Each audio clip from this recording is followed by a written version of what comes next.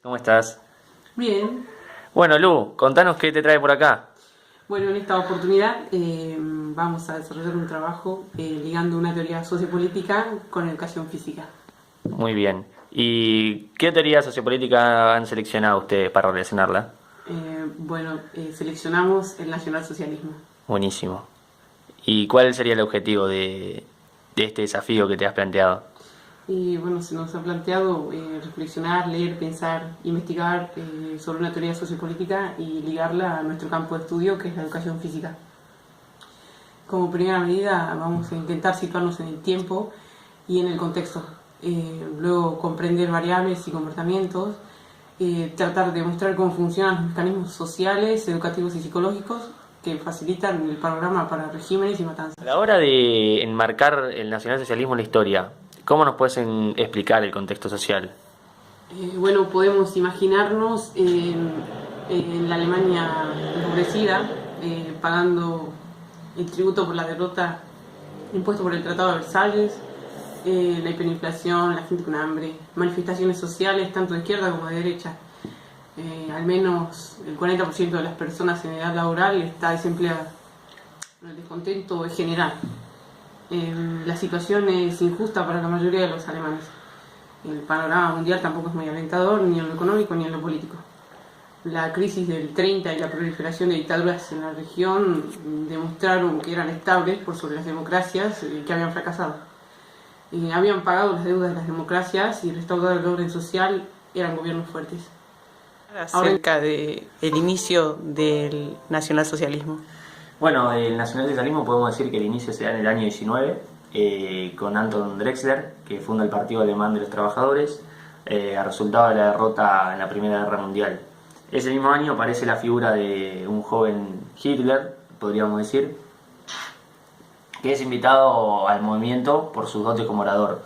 En 1920 se celebra el primer encuentro masivo del partido en Múnich, donde el mismo Hitler leyó los 25 puntos del programa del partido, escrito por él y por el mismo Drexler, con el fin de ganarse al proletariado para la causa nacionalista. Después de forjar esa alianza nacionalista con el Parlamento, en vista de que el partido había ganado 2 procesos electorales anteriormente, en las nuevas elecciones parlamentarias los nazis y sus aliados alcanzaron la mayoría. De esa forma se valieron para aprobar la ley habilitante de 1933. La ley estaba destinada a poner poder absoluto en las manos de Hitler. Después de la cancelación de los demás partidos y la prohibición de formación de nuevos, los nacionalistas se convierten en el único partido político restante. Mediante este proceso, el régimen nazi estableció un sistema de control totalitario sobre el individuo. Desde el punto de vista político, el Partido Nacional Socialista Obrero Alemán instauró la ideología del régimen que gobernó Alemania entre los años 1933 y 1945. Hitler instituyó una dictadura que se autoproclamó como el Tercer Reich. ¿Y desde el punto de vista económico qué sucedía?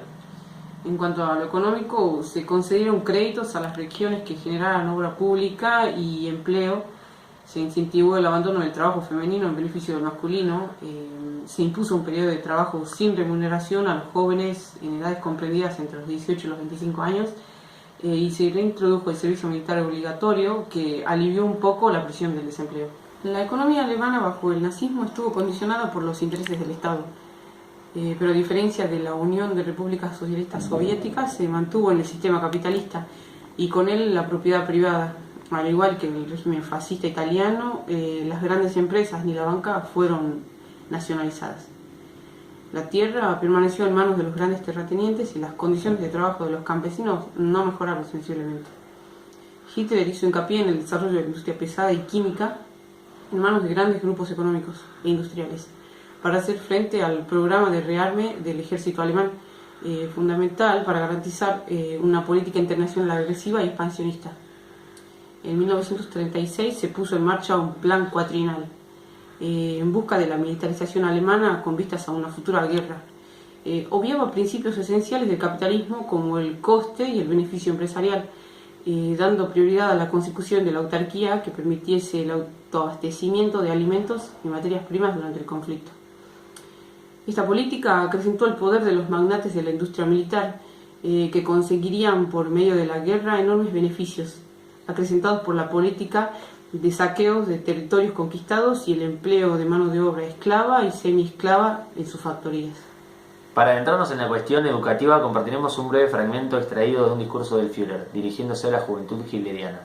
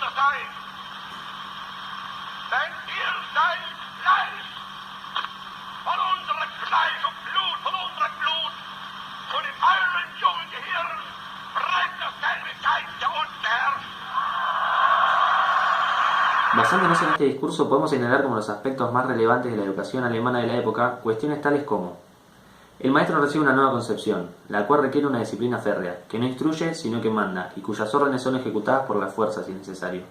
Las cuestiones espirituales deben ser menospreciadas en el aula, la cultura física y la acción deben ser premiadas. En la nueva escuela no hay sitio para los débiles físicos o mentales. Todos los alumnos deben terminar la primaria antes de los 10 años. Los que no lo superen deben ser expulsados, no pudiendo seguir con una segunda enseñanza. Distinción entre chicos y chicas. Las chicas son débiles y los chicos exponentes del vigor. Su futuro será diferente, pues los muchachos serán soldados y las muchachas madres de soldados. Las asignaturas eran diferentes para un alumno que para una alumna. Para los muchachos se establecía un orden descendente en importancia. Primero lo más importante era la educación física, después el alemán, la biología, las ciencias, las matemáticas y por último historia. Para los muchachos lo más importante era la economía doméstica. Una absoluta flexibilidad de horarios por diferentes razones, desfiles militares, deberes del partido. Sobre todo al alumno no se le debe molestar con deberes o repasos que le impidan su desarrollo como miembro político. La finalidad de la educación no es la cultura, no es la libertad espiritual, no es la emancipación de la mente. La educación es una preparación para la vida de la fuerza a través de la conquista del Führer.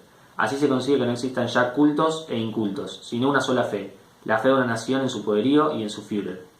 Aquí no importan las materias, no importan los contenidos, no importa dar más o menos materias. Si los alumnos han aprendido a someterse a la autoridad, si han aprendido una disposición para encajar, para ocupar el puesto asignado por el partido, su educación ha sido provechosa. Además, la disciplina debe ser severa. La nueva escuela someterá a todos los estudiantes a una severa educación del espíritu. No vacilará en hacerse la dura para el cuerpo y para el espíritu, aunque para ello sea necesario la coerción. Se les exigirá el dominio de las situaciones difíciles, de las normas y de los números. También los maestros deben ser incondicionales en el nazismo, tienen que inspirarse en él. A los alumnos no hay que darles explicaciones sobre el tema, tienen que acatarlo como algo sagrado, por lo que deben ser enseñados por maestros que entiendan que nuestra doctrina es sagrada. Y por último, el maestro debe ser en el aula como un Führer Hitler en miniatura. No debe admitir ningún tipo de oposición y ha de exigir una obediencia ciega. Tenemos conocimiento de cómo era la educación en la Alemania nazi. ¿Qué nos puedes especificar de la educación física? Bueno, en relación a la educación física, se considera como parte fundamental de la educación nacionalsocialista. La formación de los nuevos hombres de la Alemania renacida es fundamental, primordial. Se busca formar a los jóvenes de donde son más educables, más dóciles, que es en la gimnasia, en los juegos, en el deporte, en la adaptabilidad al medio natural. Tienen como objetivo adoctrinar al potencial de la nación, formándolos en tres aspectos fundamentales: en la aptitud para las armas, en la conciencia de la raza y en los dotes para el mando. Busca formar hombres capaces y aptos para servir a la comunidad, desarrollando las fuerzas del cuerpo, el alma y la mente. A partir de esta pequeña aproximación se pueden trazar 4 directrices fundamentales de la educación física de la época. En primer lugar, educar en la comunidad nacional exige obediencia, conducta caballerosa, varonil y de camaradería. Se educan virtudes que sustentan la idea del espíritu nacional. En segundo lugar, educar la capacidad de autodefensa y la sana utilización del tiempo libre. Crea bases físicas y psíquicas para la capacidad de autodefensa. En tercer lugar, la conciencia del valor de la propia raza. Esta busca formar a los cuerpos y a los espíritus de los jóvenes en valor de la propia raza. Impone estándares de belleza y salud que posteriormente contribuirán a la eugenesia. Por último, se busca educar en los dotes de mando, que exige a los jóvenes autodisciplina y preferencia por el deporte, que forja valores en la juventud. Se educa la voluntad y el carácter, así también se fomenta y reconoce a los próximos líderes. En palabras de Foucault, podemos decir que el poder disciplinario es un poder que, en lugar de sacar y de retirar, tiene como función principal la de enderezar conductas. A partir de aquí es posible que comprendamos el grado de manipulación en masa que sufrieron los jóvenes de la época. Este plan sistemático de dominación conlleva una exigencia grande mental y física, que contribuye a gestar hombres dóciles pero fuertes. Es por esto que el verdadero fin de los esfuerzos no es la educación, sino la manipulación a favor de un ideal, mostrando preferencia por los jóvenes, que hasta ahora eran considerados más que niños, pero menos que adultos por la imposibilidad de trabajar. Los jóvenes de entre 18 y 30 años estuvieron afectados por problemas políticos, sociales, culturales y psicológicos. Tanto es así que la tasa de suicidio se triplicó, convirtiendo al suicidio en una protesta masiva. Es en la vulnerabilidad y el abandono donde Hitler brinda confianza y protección. Hay pruebas de ello ya en el Mein Kampf, donde deja claras sus intenciones. Citándolo, podemos decir que habrá que atender antes que ninguna otra cosa a la formación de carácter, al fomento de la fuerza de voluntad. El Estado debe actuar en la presunción de que un hombre educado, sano de cuerpo, firme de carácter y lleno de confianza en sí mismo es más valioso para la comunidad que el poseedor de una alta cultura, pero encanijado y pusilánime. Ya en el poder, el partido concreta sus esfuerzos en formar grupos, como por ejemplo la Juventud Hitleriana, la Liga de Muchachas Alemanas, la Academia de Esposas Perfectas. A modo de cierre, podemos apreciar cómo la educación fue tomada como arma de adoctrinamiento. Más aún la educación física, que contribuyó a la efectiva dominación de cuerpos y espíritus, implantando ideales en favor de los objetivos de un régimen que esperamos no tenga precedentes.